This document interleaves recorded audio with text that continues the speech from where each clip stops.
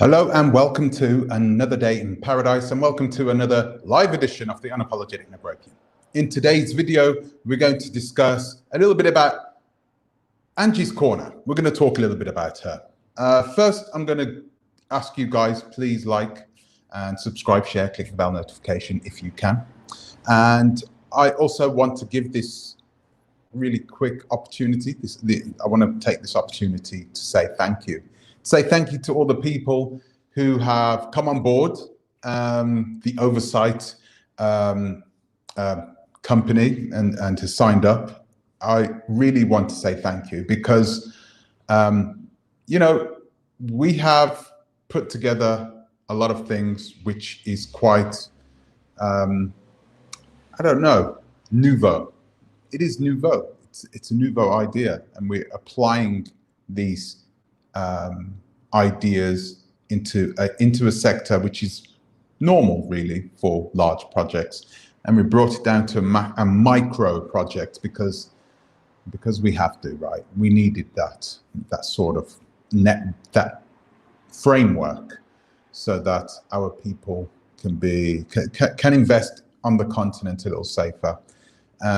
So you guys are the pioneers, really. So thank you very much for trusting in us. Yeah.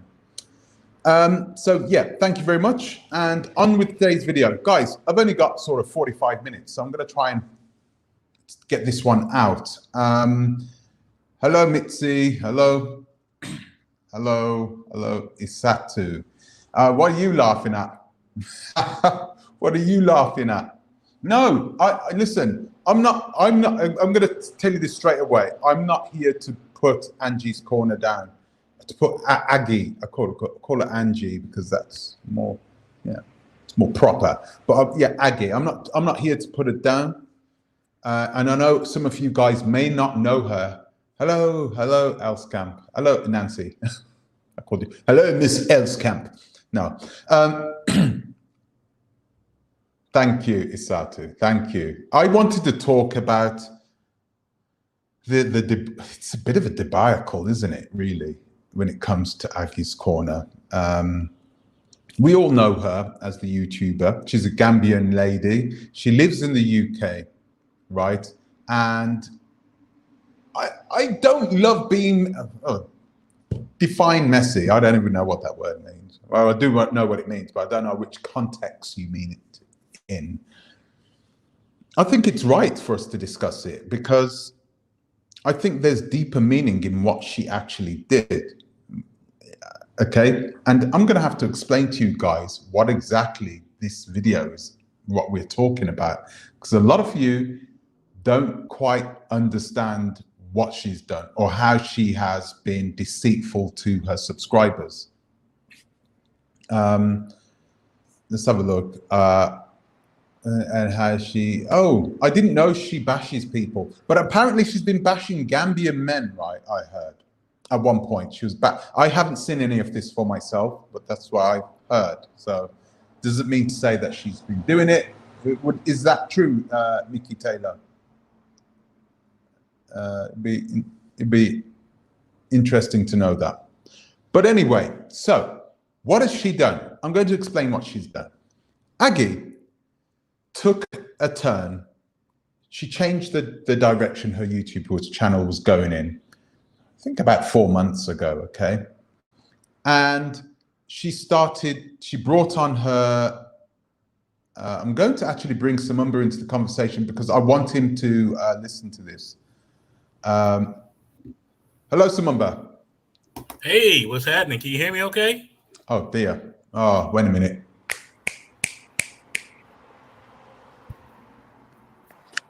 Okay, I can hear you now. Go ahead. You okay? Okay. Yeah. How you doing? Good. How you doing? I'm good. I'm good. I'm explaining to the audience what exactly this Aggies from Aggie's Corner did. Okay, so I'm going to take you through the story. So a few months back, right, she took her channel in a different direction, and essentially what she did is she started focusing on her boyfriend. She started making the channel a couples channel, an interracial couples channel, as her boyfriend is a white British person, right? So it's an interracial sort of. Yeah, I don't know if you've noticed this, but there's this trend going around.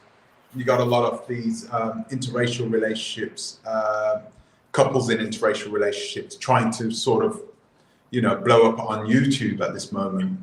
Yeah. A lot of them are followed, and they're making good money.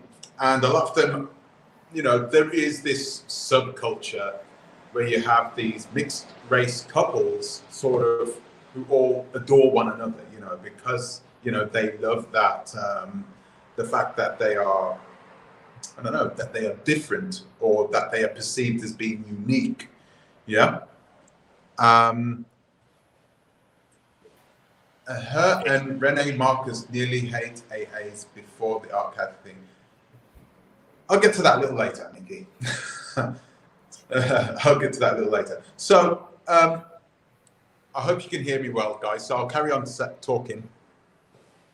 So she started this, and you could tell. I mean, I can't show videos now because we're live, but you could see from the body language from this guy that he wasn't comfortable being around her. He wasn't comfortable with touching her, or you could tell that there was a lack of emotion coming from him, and I couldn't put my finger on it at first. I couldn't. I didn't understand what his problem was, because they're a couple, right? You're supposed to be touchy and feely, and especially if you've got a YouTube channel devoted to you as a relationship. You guys should be. There should be a lot more. I don't know. What do you call it? What should there be more? More emotional connection between each other. Yeah, there should be, definitely, and you shouldn't have to try that. That should come out naturally. If you love one another and you love being with each other, it should come out on the screen easy, especially because they are quite a young couple. However, it didn't seem as if this relationship between these two was going anywhere. He didn't really like. He came across as being quite fake. I don't know what his name is, but he came across as being fake. And I was like, yeah. And she was basically the dominant one in the videos. She's the one that kept, posticulating, talking. She was the one that talked and directed the video. You could tell. Well, it was her channel at the end of the day, but you could tell that she was really into this. So that's my daughter. So she was really into this. She was really interested, and he was not giving back the same emotional. I don't know. There was just no emotion coming from him. No genuine emotion, I should say. There was emotion, but it wasn't genuine. He was quite bland, and he always had this poker face sort of on. And yeah, it was as if she was always trying to coax him to touch her. It was never from one way. It was never from his way. Oh, come here, darling. You know how we are. As men. Your woman walks by. She's got a nice. You grab. It's your woman. That's the way we act as men. Sometimes it's your woman, right? And your woman likes it because she's your woman. You sort of. Yeah, you want to be close. Exactly. So anyway, after a while, it came out, Lord, apparently, that this man, this boy, right? Well, actually, first she broke up with him. She made a video and she said, "Oh yeah, we've broken up," and yada yada yada. The question is, was they with each other genuinely in the first place? Because now it's come out that this guy that she was with, this English gentleman, was actually being paid by her, actually. She was literally, no, literally, she had somehow put together some sort of deal with him that they start this YouTube channel together. I've already got some subscribers already. We blow up and we take half and half of the AdSense money that comes in afterwards. It's come out that that's the case.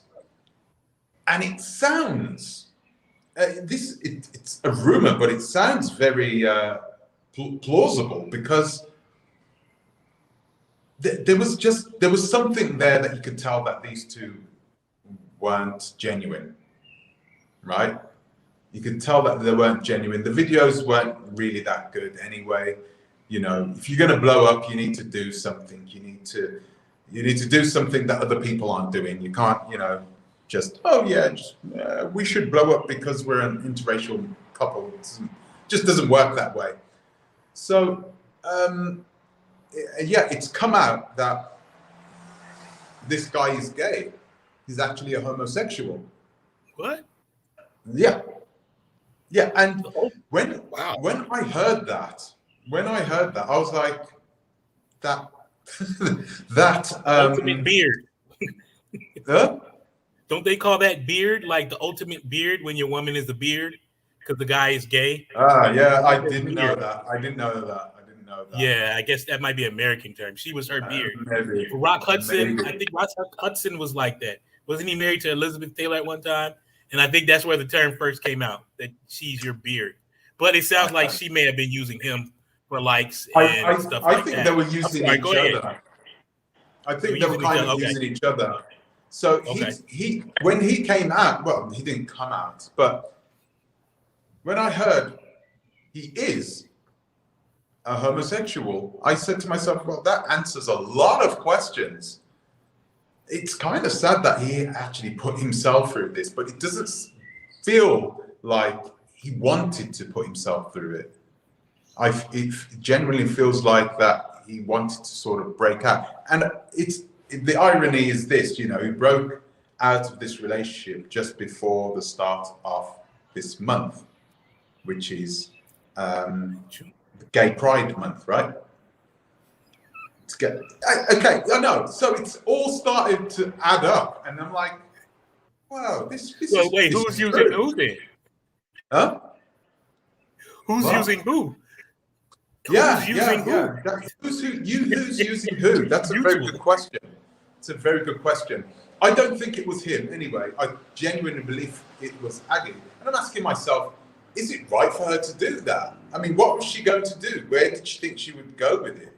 And the reality is this: if she would have carried on and sort of grew her subscriber base based on the people that were following her just because she was in an interracial relationship, she could have ended the relationship. He could have come out, and then they would have blown up. She could have, you know, you blow up when things like that happen, not when you just come on and, oh, do you know what? Yeah, he gave me some emotional support today.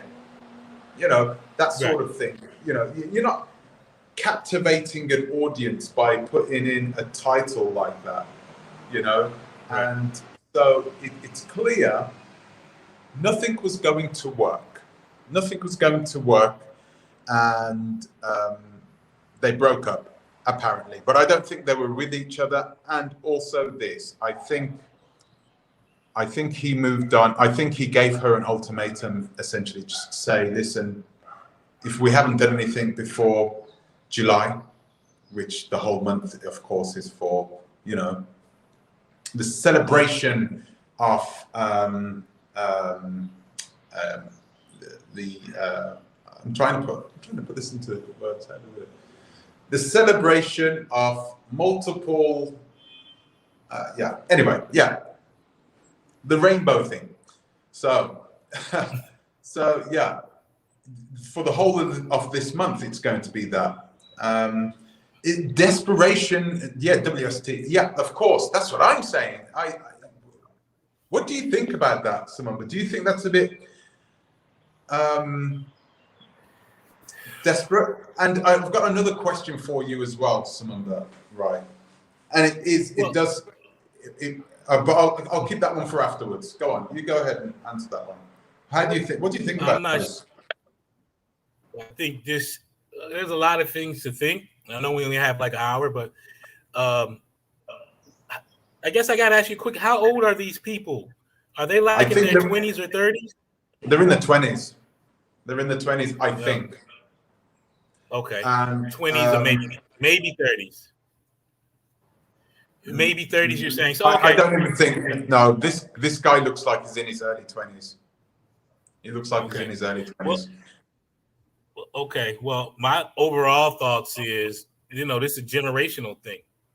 Anything for the gram, anything for YouTube, anything for likes, and they obviously, this is a generational thing, but they didn't even plan that right. Apparently, they could have did it smoother if they really wanted to do it right, So you go from swirling, which we call interracial relationships, to now the rainbow and the alphabet people. And it seems like I would like to say that she used him, but it sounds like he may have used her, and they were both trying to use one another.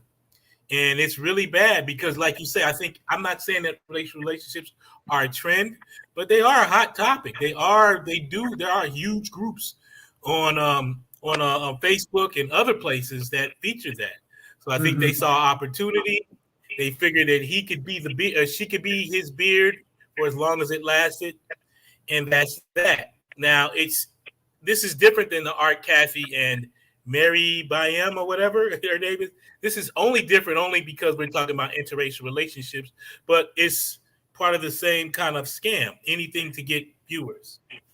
Like you yourself, you able to get a certain amount of viewers now because people are starting to see how you're telling the truth and exposing some scammers and stuff like that. I'm sure it took a little while before all the hate, subsided. People started seeing the truth. And it's like, how algorithms work. The more exotic in this case it is, the more controversial, but of course, the more exotic of interracial relationships, you're going to get more of a following. Now, ultimately, with interracial relationships, and this is what Black people in America don't understand, is they show these interracial relationships on commercials, not because it's pushing an agenda to try to push us to be in interracial relationships as much as it's about dollars. Interracial couples, just like LGBTQ couples, have generally a higher income than a lot of different demographics. So I think I can't get inside their mind, but they probably thought, let us play on interracial relationships, and eventually, let us play on LGBTQ, and he left me because he's gay. That'll garner even more views. So it's all about the money with these people, no integrity. Now, if you want to be in an interracial relationship, or you're in one and you talk about the difficulties of racism that you face from Black people and white people and others, yeah, I can support you. I can actually support you on that because I have cousins. I have 2 pairs of cousins, brothers that are married to 2 white girls, So it's like I got it in my family. We all got it in our family. We all have LGBTQ people in our family, but it sounds like these people were trying to make some money, long story short. And I just wonder what their following is going to be like now. And where did she go to next? And I think you said she's from Gambia and he's from England or Scotland. Yeah. So that's he's from the. That's a whole nother dynamic. I think he's from the West Midlands. He speaks like me. He's got my accent. So I think he's from the West Midlands or from the East Midlands. He's from the Midlands area.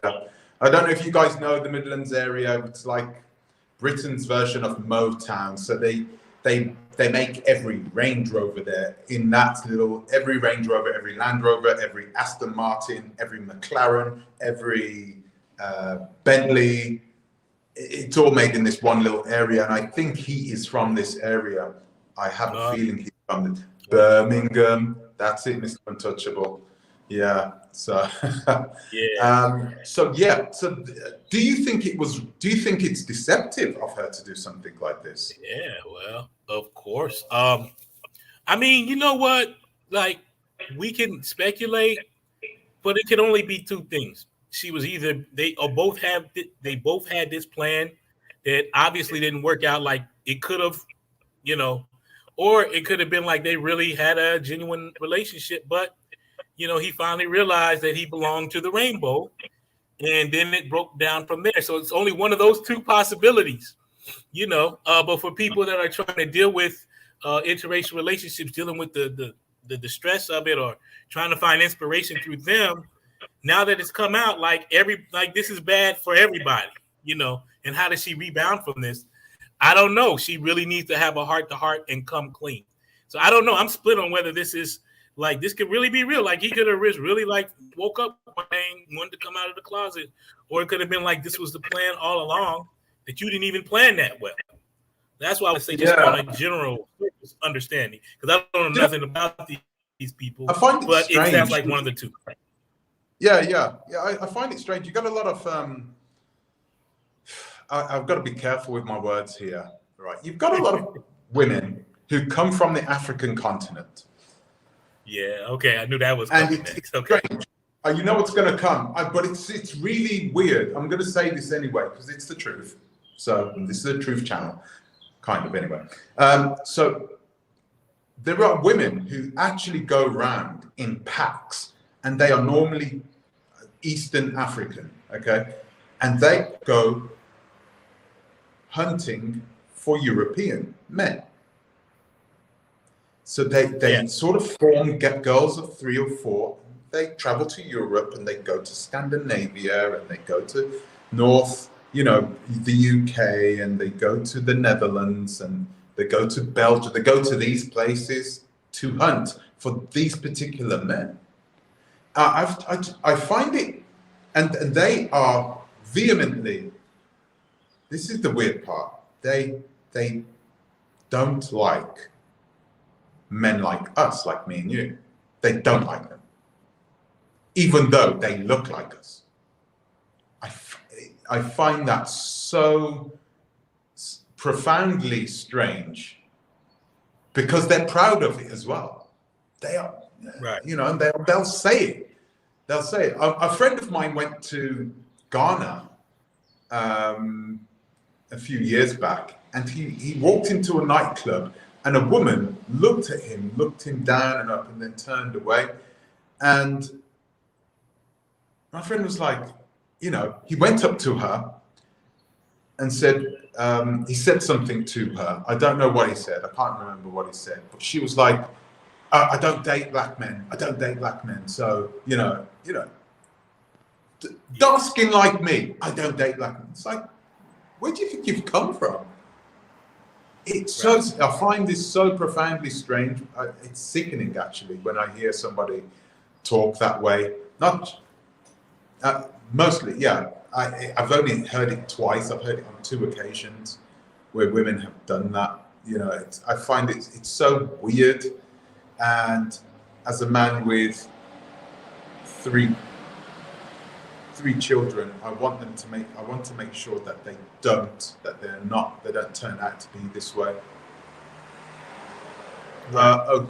Mr. Uganda wants to come in. I think that's really, I think you would add some, let's have a look. Sorry, how do I do this? Never done this before. Right, yes, there you go. Clipboard. Yeah, I find it so profoundly strange when they do this, because, just why? Why would you? Right. Why you want to put me on back? You can put me on backstage. No, I'm just wondering how to do this. How do I do this? Do I post this somewhere? I've never sure. I used to do it all the time. I'm sending this out to my all my friends online, actually. So if y'all see me looking down, that's okay. What do you think is going on in Africa that is producing these types of women, the ones that hate their own race? You talking to me? Me? Yep. Oh, that hate? Yeah. Well, where's it coming from? I think. Well, I mean, of course, a lot of us would say, yeah, this is the colonial slave mindset mentality. But I think that there's African women that are out there that are very. When you've been around Africans your whole life, you've been around an African government. Maybe you haven't experienced racism like we have in the West and in America, throughout Europe. And then you have these difficulties in your countries and with your men. So you start thinking that the grass is greener on the other side. that's the one hand, because you've never experienced it. You have to be called an N-word. You have to go through some of the difficulties to really start to understand. I think that's on the one hand. But then on the other, well, this kind of leads to the same thing. You feel that there's something better about Europeans. You feel that there's something better about people that don't look like you, because there's a lot of Western influence that's coming into these countries, including Ghana. As I mentioned in our last stream, the girl from Africa that low key catfished me was engaged to a Scottish guy, and then he was so oppressive and so, I guess, European patriarchal, is that a word, to her, that she finally woke up and said, "Okay, I want to deal with black men." But, that's a whole nother issue. So I think that's part of it. So I think a lot of it is like the come up. But go ahead. Yeah. I was going to say that. I was literally about to say, do you think? Do they see a payday? Is that it? It's just like at a payday, and a payday is absolutely the number one objective in their lives. Yeah, that's a big part of it, because I mean, the poverty in Africa is on a different level. Even we would consider more advanced countries like Nigeria, the poverty is rough. Power outages, sometimes food shortages. It's different. It's different over there in a lot of ways. And so the same reason that a lot of Africans immigrate to Europe, or try to, same way that the Mexicans or Latinos, Central America, try to come to America. Now, there's a lot of reality in that as well, because opportunities are different here. They are better here for a lot of reasons. I know that Europe and America stole resources, enslaved, colonized, and all that, but the opportunities are still here. So part of it is a hustle. Part of it is a hustle to get out of the poverty and some of the oppression, I guess, in Africa.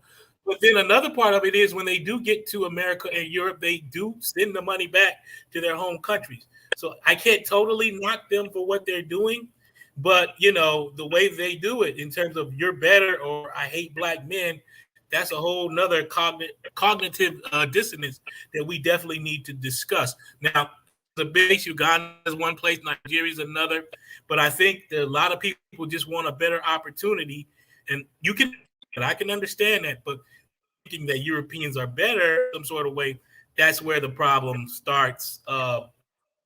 And I don't care which Africa or Latin America you come from, you're going to find the truth about Europeans sooner or later. Not saying all are bad, but you're going to find the truth about them sooner or later. Oh, okay. I wanted to bring African millennial into this. I see the sisters up here. Yeah, I wanted to bring African millennial into this. Have you had any experience like this? I'm not sure whether you've had this before, African millennial. Have you seen somebody act this way?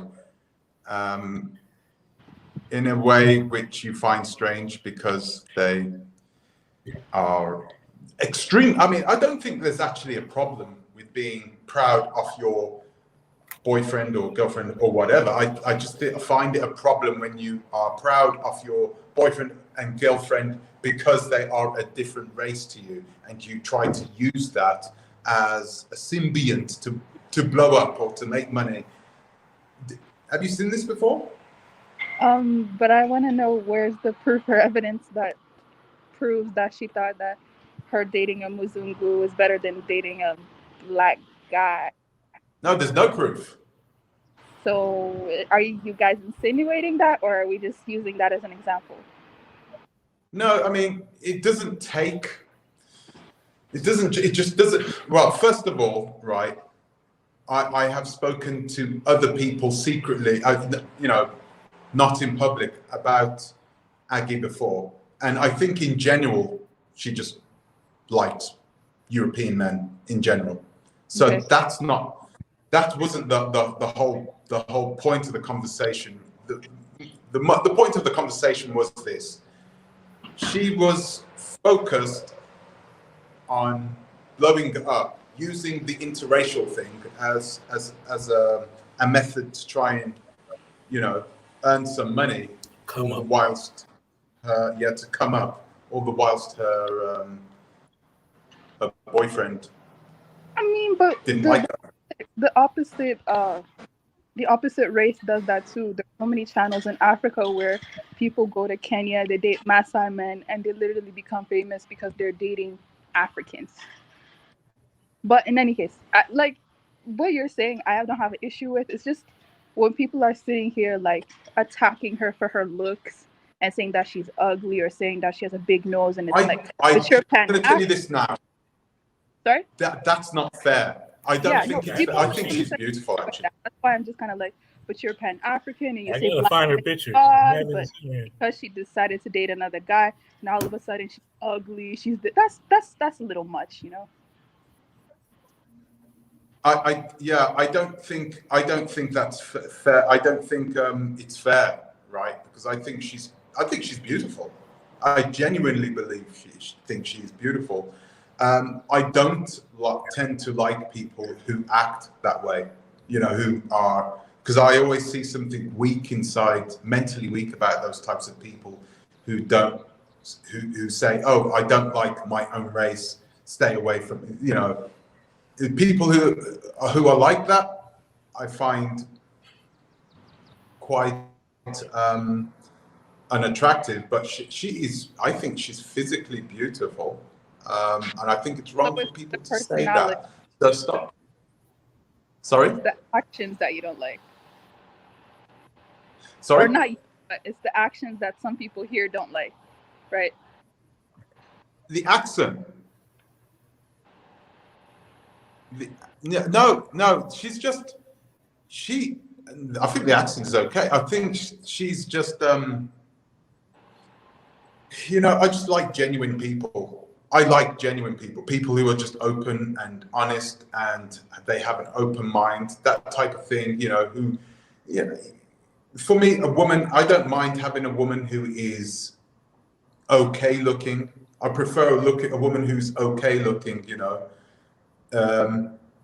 Who takes me with this and talks about how the universe is in constant expansion. You know, we can sit down on the couch and talk about that sort of thing for hours on end. That is, for me, that is something that I would always look for in a person. I don't look for purely for looks. And if a woman shows me that she is mentally damaged in a way in which I will not be able to help her, then of course I don't find that attractive. I'm going to bring Diego in. Diego, you still there? Yes, I'm here. You there, mate? Okay, so can you hear me? I can hear you loud and clear. Okay, so this is basically Africans from English speaking countries are the ones who exert this kind of behavior that you're talking about. That I see on Twitter from South Africans, Nigerians, whatnot. They bonding together and saying they ain't dating black men, whatnot, because they following the influence from Western nations. But in my country, we're a Portuguese-speaking country. We don't have this kind of behavior. Yeah.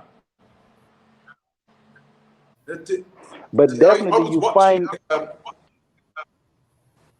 was watching a lady who is basically, she's the anti-manosphere. Her name's Paris Milan or something like that. She has a YouTube channel called Paris Milan. And she's quite hard on black men. And she brought out a video actually saying that if you choose racial loyalty in relationships, you are destined to fail. She brought out a video saying that. Yeah, I know. But I think she's more just anti-manosphere. I think that's what it is. She was just saying anything to try and defend anyone who those in the manosphere would hate.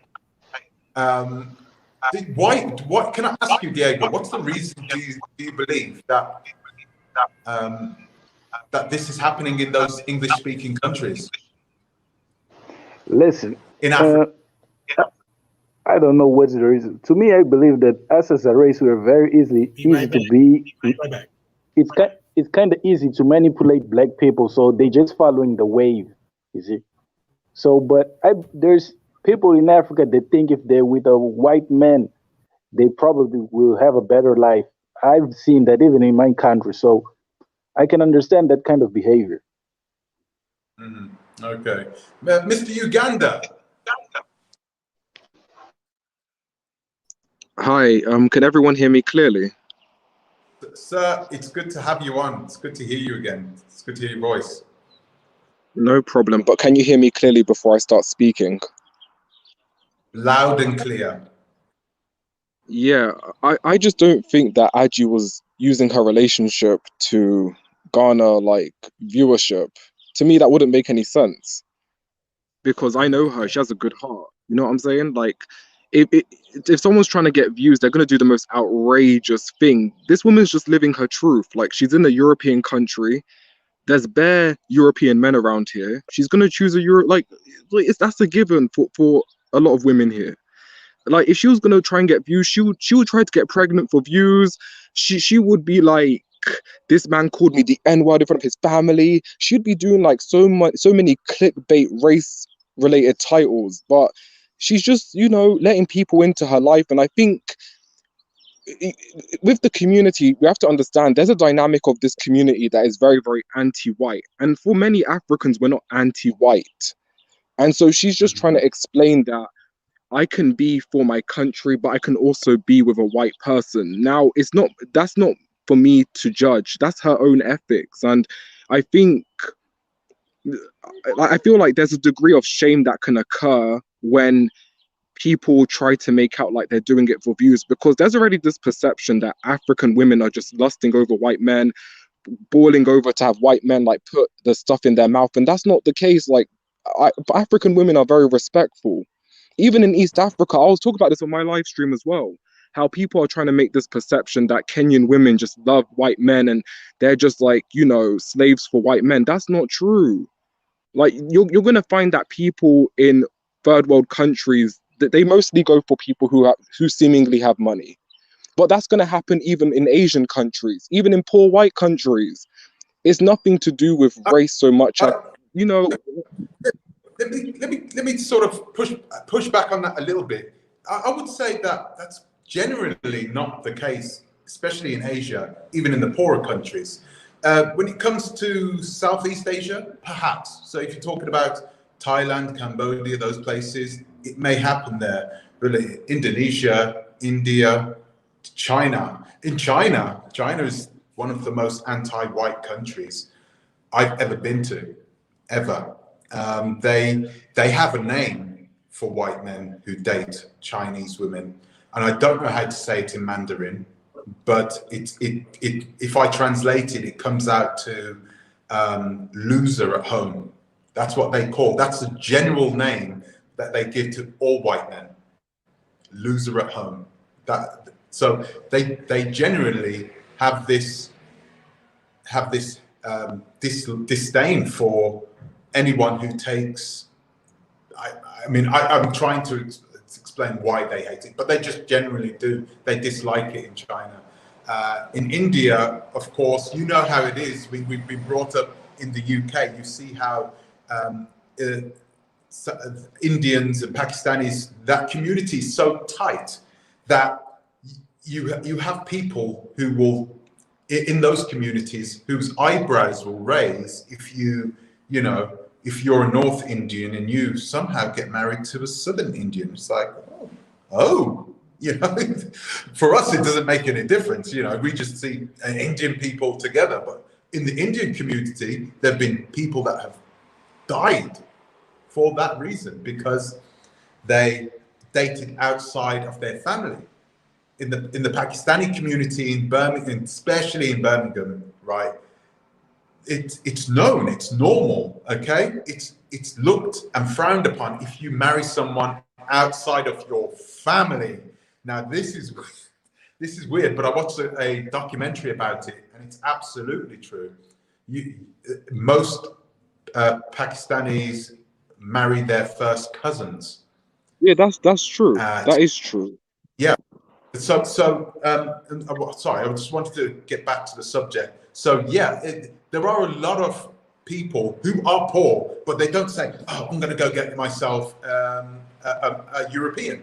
I have to get myself a European because, hey, you know, I need to make it out." There are people. Okay, China is the almost the first richest country in the world, but there are a lot of poor people there, of course, with the gap, and you have India, that is, of course, also a quite poor country. A lot of poor people inside there as well. I'm talking about those people. They would never put down their own kind. Okay, they're not people that will go out and say, I'm proud of, make. There is one lady who made a YouTube channel, beautiful Indian lady. She's made it with her Nigerian husband, but there doesn't seem to be hate coming from them for their own kind. And I've seen it multiple times. I'm not talking out of, oh, I've heard it. I've seen it with my own two eyes. General hate, like with passion for men of their own kind. And, I find it strange. I'm sorry for taking your part. And sorry, did you want to, I just butted into you, Mr. Uganda. But do you, are you genuinely saying that it's a myth? You know that it must be a myth to an extent, right? Most women on the continent marry within their race, but this small group of women who have this passionate dislike for their own kind, they do exist, right? I mean, or are you saying that they don't? Yeah, they do. But I also understand that in a lot of, like, at least there was a time when white women really didn't like white men. And you could tell that by the feminism they were pushing. To me, it's just like you're always going to have the niche that is against the rest of the cohort. That's a given. Like, in this world, you don't have people who are absolutely for you. Some people are absolutely against you, even absolutely against their men. That's a given. But I do feel like it's magnified in our community because we talk too much. We talk too much. Like, our community, it's like we have to export what we see on YouTube to everybody else. So now when one person makes a mistake, we have to spend the rest of our 50 years clearing up a mistake because one person's dysfunctional. I'm not, like, a lot of the stuff I see on YouTube I can't relate to. I had to make a live stream talking about how we're not obsessed with white people. Like, because people really be out here talking about how black people always want to be white and black people do this because they want to be white people. I'm just like, do you guys think about white people that many times in your day? I do not, and I live in a white European country. I'm literally outside screaming this in my white European garden. So you understand, like, I'm not scared of white people. I don't think about white people either. That's the point. Like, we don't, like, so I just feel like black people just need to learn how to stop talking for the most part on some issues and making it seem like we all have an issue. If you're dysfunctional, but stop trying to make everyone else seem dysfunctional because you don't want to change. You don't want to change. That's the problem. I don't remember Aggie ever making a video saying that Gambian men are bad, saying that black men are bad. I never remember her making a video saying that, men of every other race are better than African men. So I'm not sure why African men have a problem. And you're the same ones that when you go to Harvard, there's so many Nigerian guys that date out. Nobody makes a live stream about them. But when it comes to Aggie's Corner, talking to somebody in England, all of a sudden, she thinks they're better than this. Aggie's Corner, if you actually watched her videos, she was in a very bad marriage. She talked about it.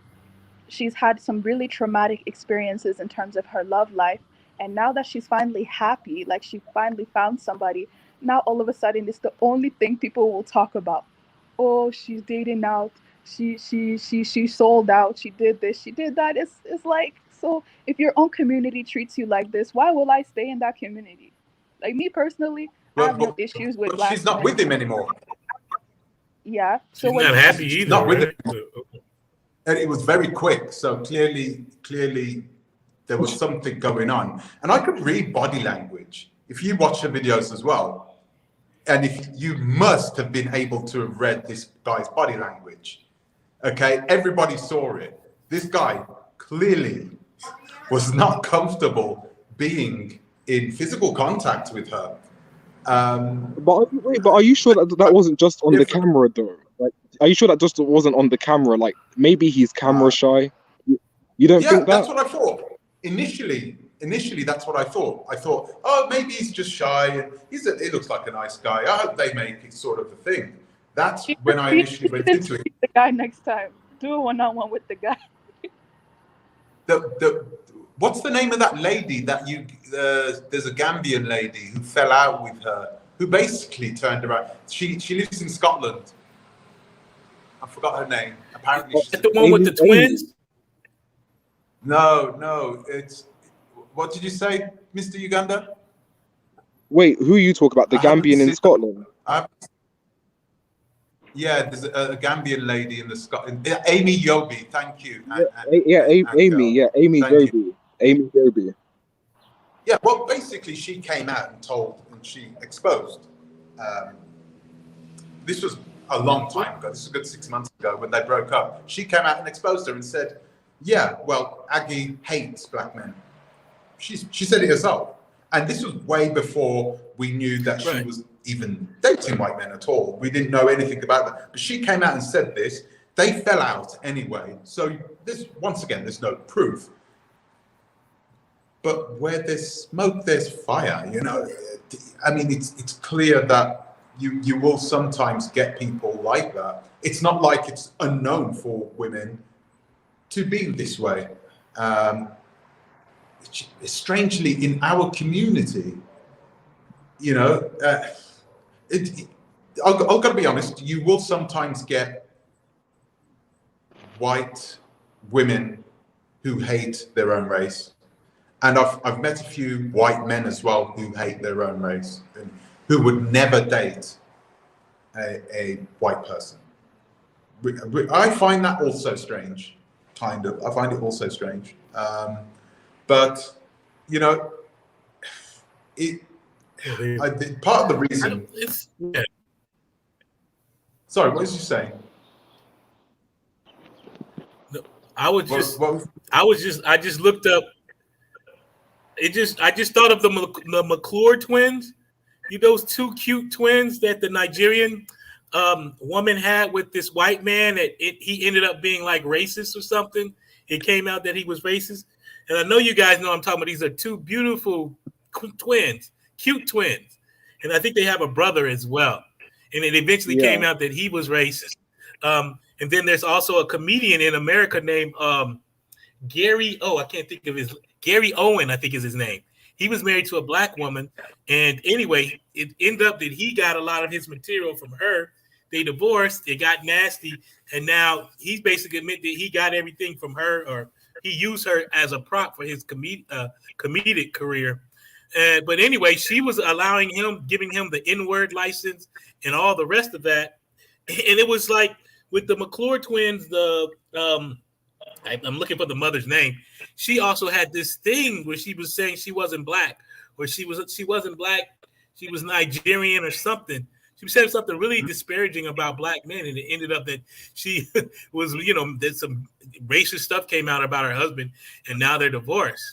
So that's the problem I have with some of these black women that didn't have issues with black men, and then eventually comes out what happens when they marry out. And of course, I know that it goes the other way, Tiger Woods and all this other stuff. I just think we as a people have a problem. But I think we experience racism and white supremacy on different levels in different countries. I think it's a whole different ballgame in Africa. You know what I'm saying? Because they don't have the same experiences as we have, here in America or the West. So sometimes just love is love. It is what it is. But the self-hatred is real. And I don't know I have an idea where it comes from, but I think it's something that we have to fight, along with skin bleaching and all this other stuff that we do, because we are constantly getting images from the West, which we also realize the West is more prosperous than Africa and the so-called third world country. So we say they're more prosperous. They're doing more things. They actually have light 24/7. so they must be doing something better, or they must be better people. And then they get all these idealized images of like their healthier relationships, like Meghan Markle and her and Prince Harry or whatever. They see that and they say, okay, well, maybe I should start looking at something else or other people, and then they see maybe some of the dysfunction in their own lives, their own culture, their own communities or whatever, countries. And so they say, okay. And then they just start buying into some of the ideas that Europeans are better, or that, and that something's wrong with black men. And of course, it also goes the other way. Something's wrong with black women as well. And Kevin Samuels, that's a whole nother thing, a whole nother thing where it comes back. I think he's bringing on a lot of anti-black woman sentiment, particularly black women that are overweight, that have children. I see that a lot online as well. So there's another argument that can also be made. But I think we need help worldwide. We need help worldwide. Aggie's in the chat room. Aggie, why don't you come in and have a chat with us about this? I think I relate to what the dude's saying as far as, the anti-black rhetoric. But I think I would be careful with applying that to Aggie's corner, primarily because she wasn't saying that rhetoric when she was with Dan, nor was she implying it. With her, she was just in a video with her boyfriend. Like what I'm saying, and granted, she might have said the things that she said about black men, but I would be careful about trying to show a link between her rhetoric and her moving towards him. Like, to me, it can be isolated. And to be fair, all because she broke up with him early. I don't know what the story is, because really and truly, I did see the video, but I didn't watch it. But if they broke up quickly enough, like, sometimes when you're dating, it don't work out. Like, you know what I'm saying? That's the whole point of dating. Dating is about you see where the water's warm, where it's cold. If you like, you stay. If you don't, you take your feet out. You know what I'm saying? Like, this might just be one time when she didn't like the temperature and they've ducked out. She could get a black man next time. You never know. But I just think we have to be careful with trying to apply some of this dogma to people's personal relationships, because we don't see all of it, and the awkwardness that could play out in the camera, it could just be because it's on camera. Like, it took me 3 months to even get used to the camera. It takes a while. So that's all I got to say on that. Yeah, and what I wanted to add to that is, even if, okay, Aggie, she probably said that she hates African men. I've said that too. I hate African men. They get on my nerves, but I don't mean it as I hate them as in I would never be with one. I know I'm gonna be with one, but I hate them as in some of them are just liars and cheaters, and so when you make statements like that, it doesn't mean that you actually hate them. Like, it could be like a thing like, oh, I hate Gambian men. Why? Because you're Gambian and you know how Gambian men are.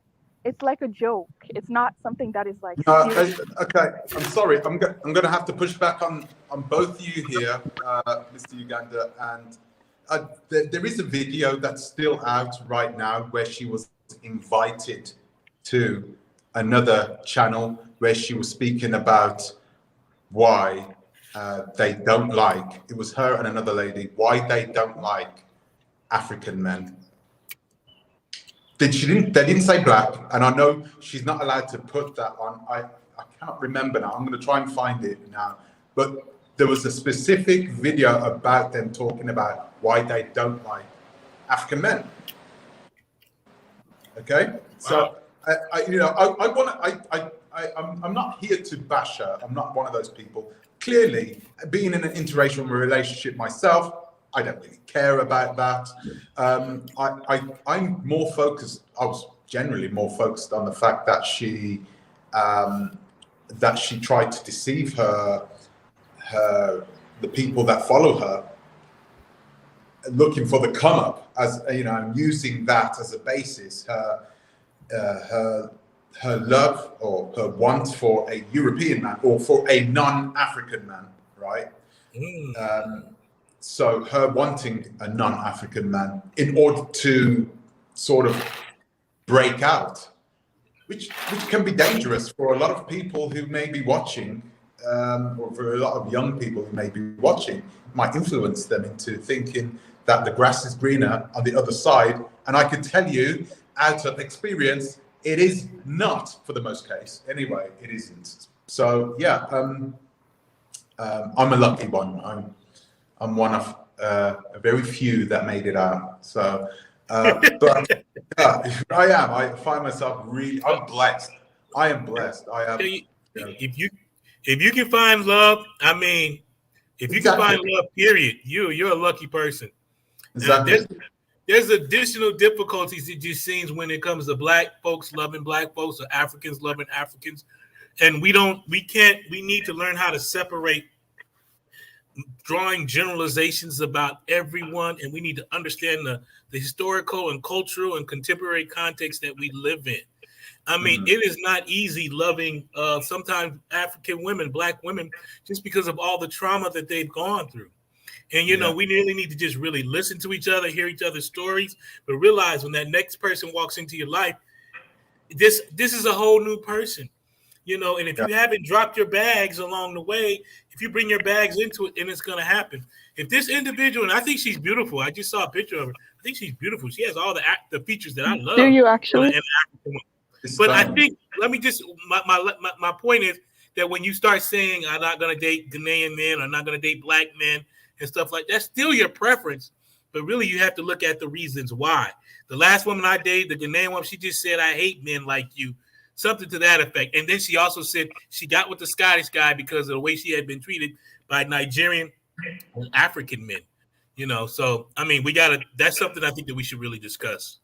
That's it. I'm sorry. Go ahead. Whoever was saying something, trying to say something. Aggie, come on. Yeah, come on in, Aggie. What's up? Have a chat.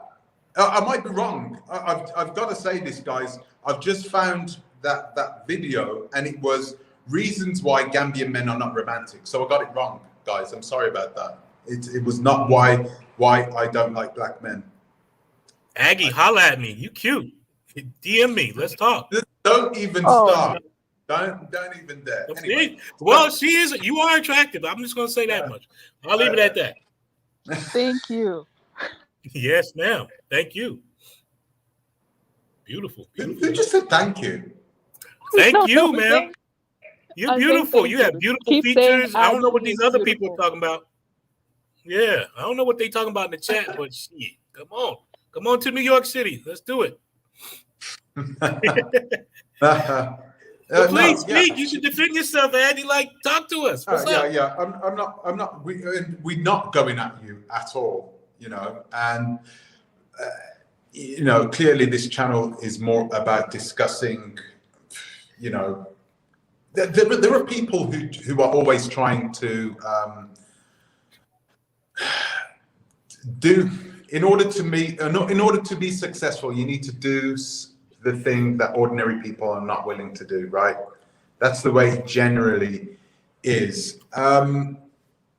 You know, I wanted to bring Bo Diddley into this because I know what he's going to talk about here. You're going to make that link between these women, really. You do have, and I think it's a niche group of women, black women, African women in general, actually, not in general, a small group, niche group of African women who come over, who go searching, literally searching. It's their number one objective. It's their priority to find themselves a European man. Why, you know, you've got a lot of men who are in the manosphere who generalize black women and say, oh, they're all like that. They, you know, do you think that it's spreading? Do you think it's spreading from the continent into the diaspora? This method of thinking? I remember the days back in the 90s and 80s, you would never see a woman of African descent dating a European. They would never do it. It's just not. It wasn't a done thing back then. But now it seems to be the norm. I think it's a phenomenon that's happening. You know, I think that it's a phenomenon that's definitely happening, and I think it might be kind of like police brutality. Like a lot of people think it's a new thing, but it's only new because there's cameras now. There's more cameras. Yeah. I think you're right. Yeah. I think you're right because the interracial relationships have been going on for a while. And it's only recently, right, that people have become more comfortable with coming out of their shells and talking about it in reality. It's still the minority of relationships, though. Even in America, I think only 10 to 15% of Black men or whatever are in interracial marriage. It's just like the LGBT. It's a tiny amount in America. It's a tiny amount.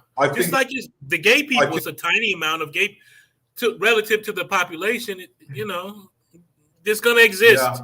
If there was no slavery and no colonization, I probably, I think more people would have less of a problem with it, But the world is coming together because of the internet now. And I think that certain people do push certain agendas that make it seem like that. But I think like the capitalist class or the ruling class pushes interracial relationships because they're trying to make money off of it.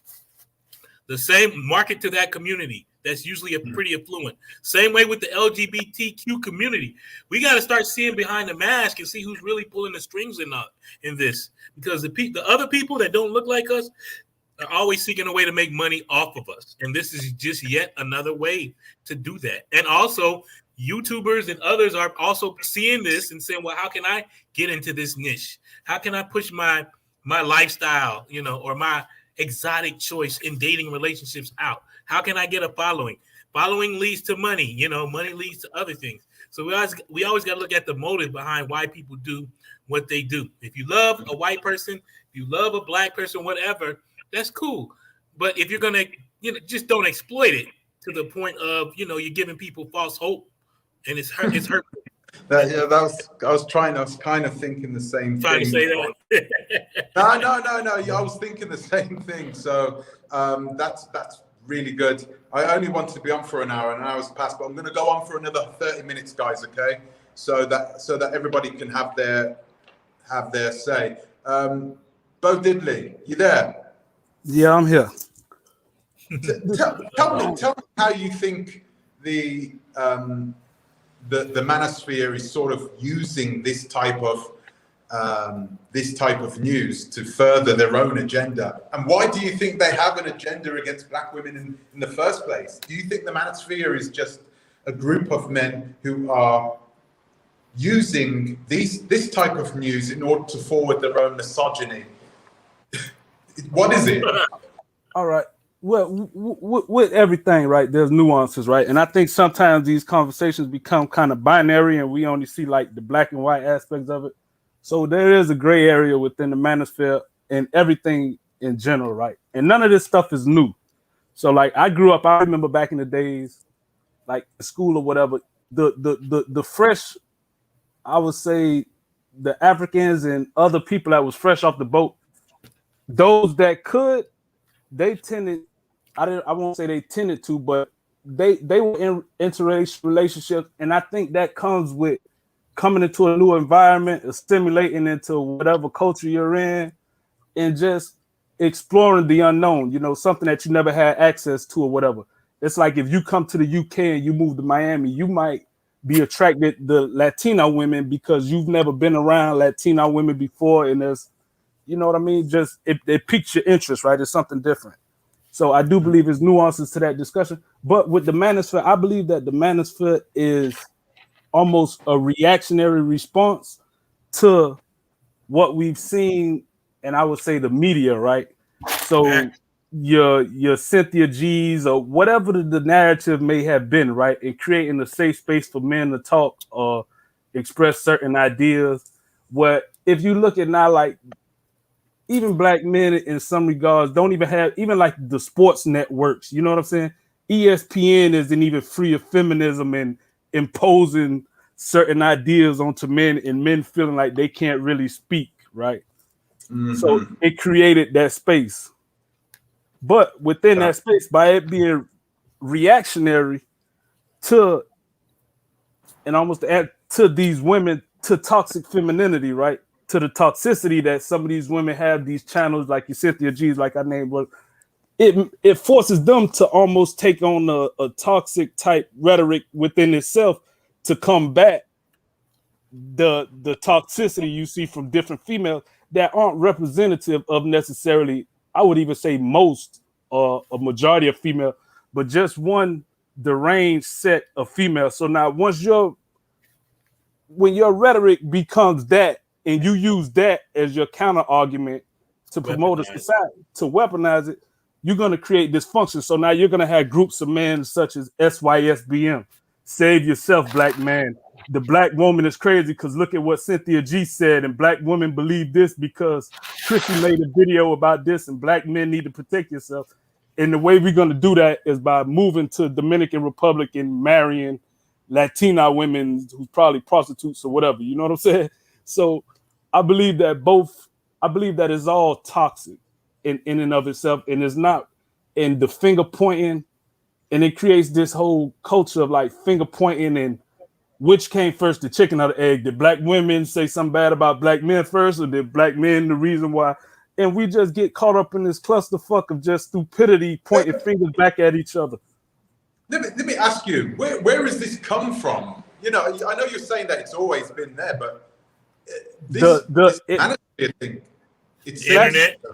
Back to what Mr. Uganda said about Black people talking too much and just running to the internet to just run their mouth and, you know what I'm saying, voice their own grievances. You know what I mean? Where you can create a culture around oppression or whatever it is that you want. Like if a group of Black women that got together that had bad relationships congregated in the corner and just talked about their bad relationships and past dating experience, you're going to create a toxic community over there of just battered Black women that bond around trauma, their past traumas, and project that onto all men. You know what I mean? And it's the same way you see in the manosphere with dudes that probably got with a thought or a trick that tricked them out of their money, and they can't get women probably that they want. And it's just going to create a community and a culture of just traumatized. You know what I mean? It becomes counterproductive after a while. Do you think that there is something which is, because you know you have YouTube as a platform, and these manosphere type channels, they seem to be doing very well. Do you think that there's something sinister going on, or do you genuinely believe that a lot of men are like, whoa, you know, these people, they understand me. They understand me. A lot of women, it's difficult to find a good woman in the United States, and not in the United States. It's difficult to find the woman that you want in the United States, because normally the woman that you want in the United States, they're hard to get. You know, they are. They know their worth, though. But it depends on your metrics of success, though. It depends on what you call success. And finding a woman that you want, I don't think that's necessarily restricted to the United States. I think that goes on all around the world. You know, an Indian man in Bangladesh somewhere probably isn't getting his pick of the litter of women he want over there either. You know what I mean? So I don't think that's really something that's I think it's all relative to the environment and where we're at. So the relationship, the dynamics in choosing a woman in America is going to be different, because women in America may be more self-sufficient and have their own money. So what you're expected to bring to the table is going to be different than an African man, where the women over there probably broke and don't have the same means as women in America. So they're going to put up. And so as long as you have a couple dollars, you're perceived as a high value man with those women. Where in America, if you got a couple dollars, that doesn't necessarily make you high value, because she earns $60,000 and all her bills are paid, and she don't really need you for the same thing that a woman in Africa or Bangladesh may need of their man. Yeah, that's very true. Very true. Mr. Uganda, you still there? Yeah, I'm still here. Okay. I wanted to talk a little bit about Aggie's Corner. I think she's still here, by the way, guys. And I know that, you know, a lot of people struggle to talk about, you know, I want you to be open and honest, you know, as you can, right? And I made a video yesterday about someone who I have absolutely no problem with, actually, and That is Juliet from Blacksid. I made a video about her because I just felt like I needed to explain to people why I don't make videos about her. And then you've got this lady now. You've got Aggie, right? Is it okay for me to sort of critique her and perhaps see something and then ask people if they see the same thing? You know, I mean, because there is a lot of I've put a lot of things together. You know, it's not like I just saw her with a European guy and I was like, hey, you know, it's a number of different circumstances and sort of things that I've put together and said, wait, you know, she was in a relationship for 4 months or for however months, and all of a sudden this guy's disappeared and it didn't come out. And I as a man who's lived a long life, I can tell that he wasn't into her at all, right? And do you still truly believe that she had absolutely no intentions? No intentions of what? No intentions of building and developing a fake relationship in order to garner money from YouTube. Okay, let me deal with your first premise first, which was essentially dealing with whether you're permitted to have an opinion on something you see. And I'm going to answer that primarily with saying you're allowed to have your opinion. And I always tell people this, like, people are allowed to have opinions about what they see. That's your human right. However, sometimes it's not appropriate to air it out because even though it's brought onto YouTube, much of it is private, and the implications, you don't know the effect you're having in their private lives, but that's for some issues than others. We have to use our discernment to know when to apply both. You know what I'm saying? I do think that I wasn't too fond of you coming out to talk about Aggie's Corner, which is why I wanted you to extend the link. But I'm happy that you also allowed us to give our own opinions, which might have ran contrary to some of your opinions. I think that was fair of you to do. And I think Aggie's over here. Aggie doesn't seem to be too bothered by what you've done, so I'm not going to have a big issue with it either. You understand what I'm saying? Like, you allowed me to say my piece. You allowed African Millennial to come on here. You allowed Bo to say his piece on the manosphere, and that stuff. So I think as long as there's an honest dialogue where you're ready to hear how, you might not have it all the way right, then it's cool. You know what I'm saying? Now, with regards to your latter point, with whether she was using it for views, again, you're entitled to that opinion, but it might not have been the case. Sometimes your opinion can just be, it's based on a limited perspective, because the videos that Agies was uploading with Dan, it was like 3 minutes, sometimes 3, 5, 10 minutes. That's a microscopic lens of their whole relationship. They had like a 24-hour relationship outside of that for the rest of the day, and for that one day you might have just caught 10 minutes. So yeah, you're right to have an opinion, but it might not be the right opinion. So yeah, that's really what it might be correct. Yeah, it might also be correct. Absolutely true. But I guess with the speculations, we don't know, right? Yeah, but I think the evidence is circumstantial, but it is evidence as well, regardless. And what I haven't done is I haven't ignored that circumstantial evidence. I just thought, let's throw it out there and speak to other people about it. And it's not, I suppose that you might be right. You might be right about being careful about what I throw out there. But I truly do believe that once we expose ourselves on YouTube, we have a responsibility. And it's our decision to put our relationships on YouTube. It's our decision to put ourselves on YouTube. And we know the risks. We're in our mid-20s. We're adults, okay? So we accept those risks, right? And that's the thing. We accept that.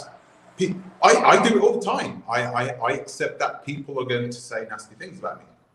I may have a thick skin and I Generally those bullets bounce off me, but I do need to be more aware, like you said, more aware that there are some people out there that may not take it the way that I see it. Something as being just a live video subject for an hour, and I'm hoping, like I've said, I'm hoping Aggie has not seen. Have a look. She said, a man is a man, black or white, as long as he can perform. Oh my God. Yeah. Get that comment off the screen. So, I mean, there's some truth to it, though. I mean, if you can perform, you can perform. Sorry, what did Bo Diddley? What was you saying about? What did you say about? What do you think about this Aggie let me say this, right, about just taking the Aggie situation, right, but not speaking directly to her situation, because I don't really know her situation. I know her more so from her videos on African Americans or whatnot, right? So I never took the time to watch her relationship videos, but I think it still falls under the category, which I believe is a problem with YouTube and black people, and a lot, like, we develop these parasocial type on relationships with content creators, right? And certain stuff, and we start buying into them because of certain superficial things that we may perceive of them, right? Whether it be, I mean, it's how you get into the whole brainwashing where you're just buying into a person that you see on YouTube, right? And you think you know them, you think you have a relationship with them, or you think you're even entitled to having an opinion on their relationships or whatever, right? When you're just a viewer, and everybody on YouTube is here to create an audience and here to make money for the most part, right? Mm-hmm. That's why everybody's here, right? So certain aspects of their life that they bring onto YouTube, whatever it may be, could it be used? I mean, it can be a part of their branding or just them expressing who they are. You know what I mean? So I don't think that's nothing wrong with that or being malicious. Like, if you attracted to white guys or you date white guys on the streets, or, I mean, by you bringing that onto YouTube, you're expressing that with the world. Like, this is who I am. You know what I mean? You're either going to take it or you're not. Click off, find a new subscriber. This is who I am, right? But people develop these parasocial relationships and feel as though they have an opinion, or they should be able to have an opinion on these people's lives when these people being honest. Because you got a lot of disingenuous people on YouTube who they may be with white women. They may be sitting in Poland screwing white women or doing all this other stuff, right? But they won't bring it to YouTube because it doesn't align with their brand of Hotep Babel or Pan-Africanism, whatever they talking about. You know what I mean? So a lot of this stuff you seeing is fake and is used for the views. And it doesn't even have to be about a white man or whatever, but are people being honest with you about who they are? And you either take it or you don't. Take it or leave it. You know, it's like, I'll even use Walter Maya as an example, right?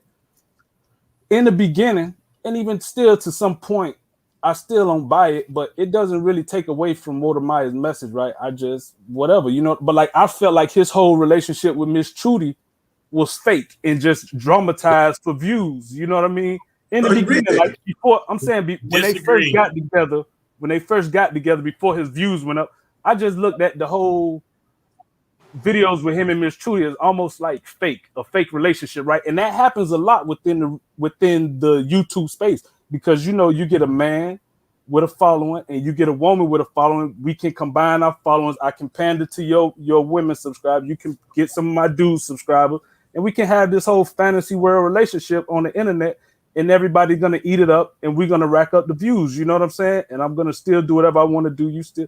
So we have to be careful of developing these parasocial relationships with these YouTube creators or whatever, and buying into certain facets and know what you're there for. Like, why are you supporting this creator? You know, does her relationship even have anything to do with the message she's putting out? If she's here for entertainment, because I don't see her as being too like political or social, like she's just doing whatever she's doing, you know what I'm saying, give her opinion, right? You know what I mean, living her life. So are you taking from it entertainment? Do you appreciate her perspective? What are you here for? Her relationship shouldn't be the reason you here. You know what I mean? I've got to say this about Wadamaya and Miss Trudy.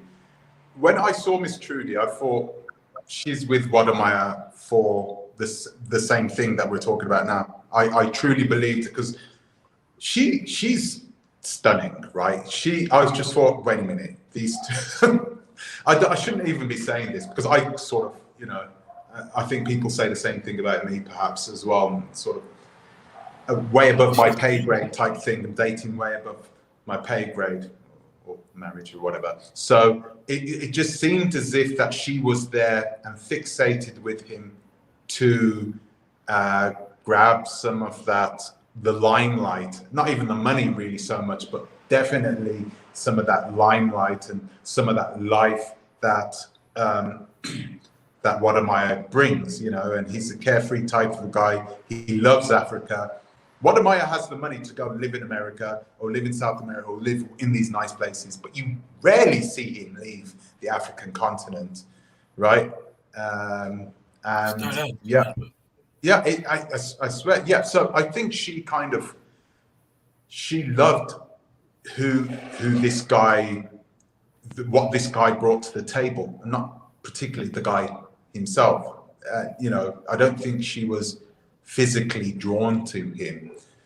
I think he's just someone who has done well because of his fame. But now it's nice to see them that they're still together, they still love each other, and that, you know, it looks genuine now. So I completely understand with you both, really. Just sorry. Can I chime in real quick on that? Yeah. No, I think it's interesting. I saw this video where she had a list of things that she wanted to do, Miss Trudy, I guess in the next year or two. And I saw on the list, she covered it up real quick. She was basically saying, get married. And I think it was like get married to Amaya or something. And I feel like on the one hand, I see the way she kind of looks at him. And sometimes with women, it doesn't really matter how a guy looks if they're really attracted to his soul and his spirit. So I think that their relationship is legit. But even more important, I think that Maya is more political. He's more social, cultural, or whatever. But I think they're presenting an image of Africa that's very inviting and alluring. And I think it's good in a lot of ways. Now, there's a lot of problems in Africa as well. But I think what they try to do is show, you know, the positive aspects of Africa, or even the more affluent areas in Africa. And that has its good and its bad points. But I don't see it as fake. As you know, UN, this morning, I hit you up about the conference in the investment conference in Ghana. And I think that if it turns out to be accountable thing and transparent and a real legit thing, I think it could be a good thing. But I see Maya doing a lot of that. I see him trying to put on a lot of content creators as well. I see him giving other people opportunities. And we have to remember, Maya started out, if I'm not mistaken, in China. I think he had an import-export business in China. And then he was even dating Chinese women at one point. And then he got to the point where he just was like, okay, what about my African women?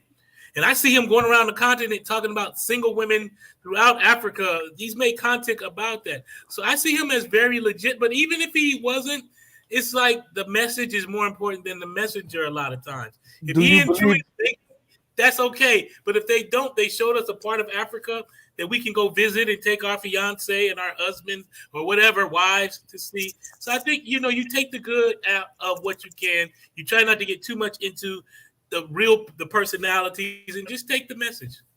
Do you believe it could have been a rebranding? And I'm not criticizing none of Wadamaya's work because I'm a huge fan of him, right?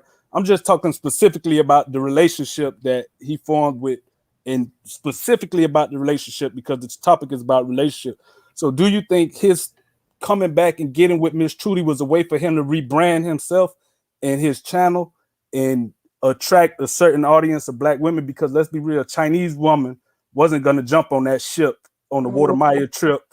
And a lot of black women wasn't going to support Wadamaya walking around with a Chinese chick around Africa. So how much of it was rebranding in the beginning and having to, and maybe they did form a relationship, whereas Miss Trudy bought into it. And I mean, how much of it is Wadamaya committed to it? So I don't know. I just think it opens up a wider discussion about relationships and YouTube relationships. Let me answer this one. Let me try and answer that. I know it was a rhetorical question. I'm going to try and answer it anyway.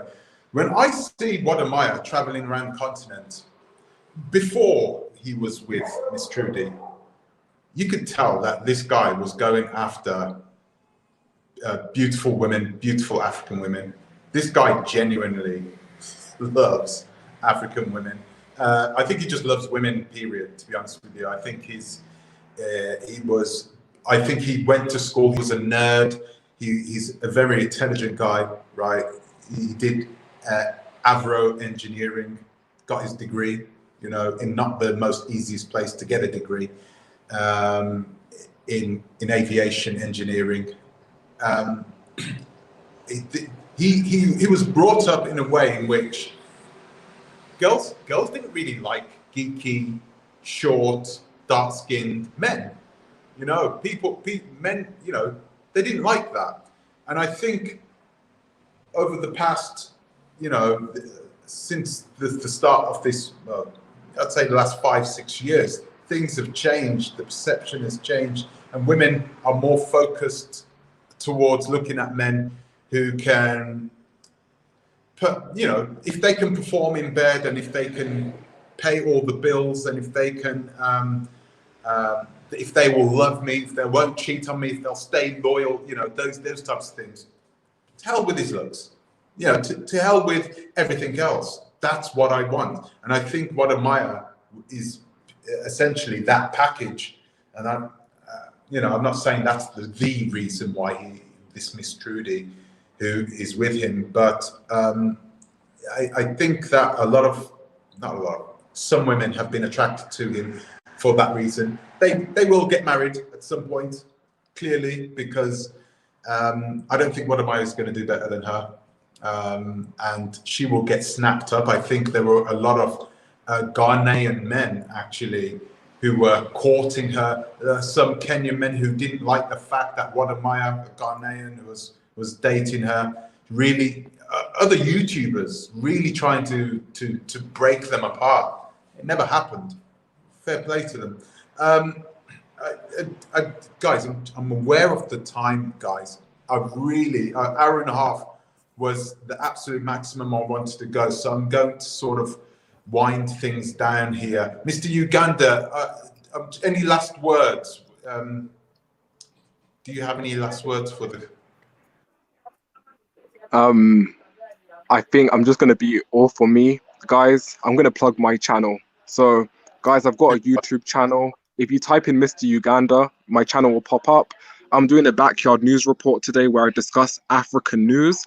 You guys can set the reminder, and we do it regularly. We just talk about news that happens on the continent.